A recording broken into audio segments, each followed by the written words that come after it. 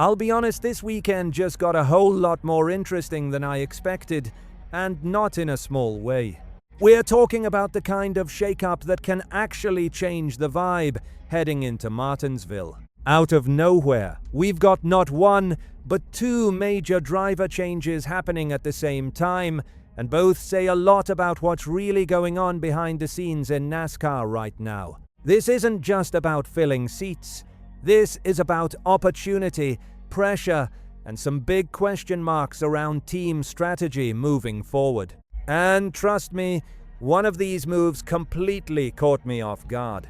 So if you're the kind of fan who follows not just the races, but everything around them, driver decisions, team moves, the strategy side of NASCAR, you're going to want to stick around for this. And hey, quick favor if you're new here, hit that like button and subscribe. We're pushing toward our first 10,000 subscribers. And this channel is all about real NASCAR talk, the way it should be. First story, Ross Chastain shuffle. Let's start with the first move, and it involves one of the busiest drivers in NASCAR right now, Ross Chastain. If you've been keeping up this season, you already know this guy has been everywhere. In 2026, Chastain is basically driving anything he can get his hands on. He's coming off a strong run at Darlington, finishing second in the Truck Series with Nice Motorsports. On top of that, he made an Xfinity start with JR Motorsports, driving the part-time 9 Chevy and finishing 14th.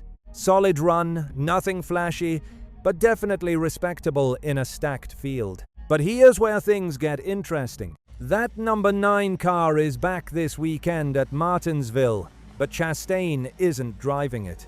Instead, JR Motorsports is putting Lee Pulliam behind the wheel, and this is one of those moves that makes you stop and go, wait, what? Pulliam is 37, out of North Carolina, and he's a beast on short tracks. We're talking a 4-time NASCAR Whelen All-American Series Division I national champion. That's legit. He's also got multiple wins in late model competition. But here's the catch. His NASCAR National Series experience? Almost nothing. Just 6 starts, all the way back in 2014. So yeah, this is a massive jump. Now, before you think Chastain is out of the picture, he's not. He's still racing at Martinsville, just with a different team. He'll be driving the number 91 Chevy for DGM Racing, partnered with Jesse Iwuji Motorsports. That makes it 3 different teams in just 4 Xfinity starts this season for Chastain. That's wild. And he's not done yet. He's already scheduled for more races later this year, with Jordan Anderson Racing at Watkins, Glen, and Sonoma. Here's something a lot of people might overlook. The rules changed. Full-time Cup drivers can now run up to 10 Xfinity races per season, up from 5. So don't be surprised if Chastain ends up back in that number 9 later on. This feels more like a rotation than a replacement. Still, giving Pulliam this shot at Martinsville, that's a big gamble or a genius move. Short track guy, short track race. We'll see. Second story. JJ Yeley out, Baldwin in. Now let's talk about the second story, because this one also grabbed my attention. Veteran driver JJ Yeley, a guy who's been around forever, was aiming to make 2026 his 22nd Cup Series season. That kind of longevity is rare. He attempted the Daytona 500, didn't qualify, then came back and made the race at Atlanta. Since then, he hasn't been in a Cup car, but he stayed active in Xfinity.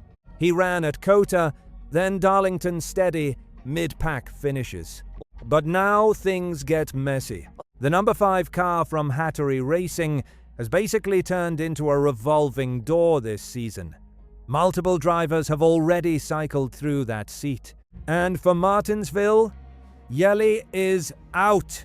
Replacing him is Luke Baldwin, a 19-year-old, making his Xfinity Series debut. Again, interesting move.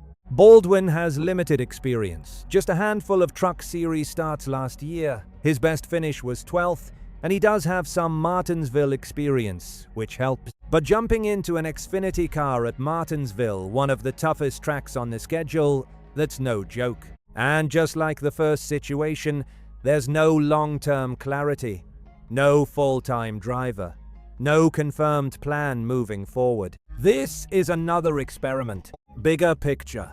When you look at both of these moves together, they tell a bigger story about where the Xfinity Series is right now.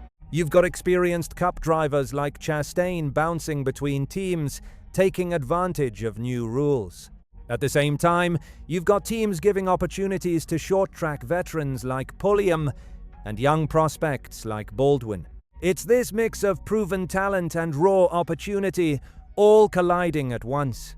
And honestly, Martinsville is the perfect place for it. Short tempers, tight racing, mistakes happen, and sometimes new names break through. Wrap up. So heading into this weekend, I'm not just watching who wins, I'm watching.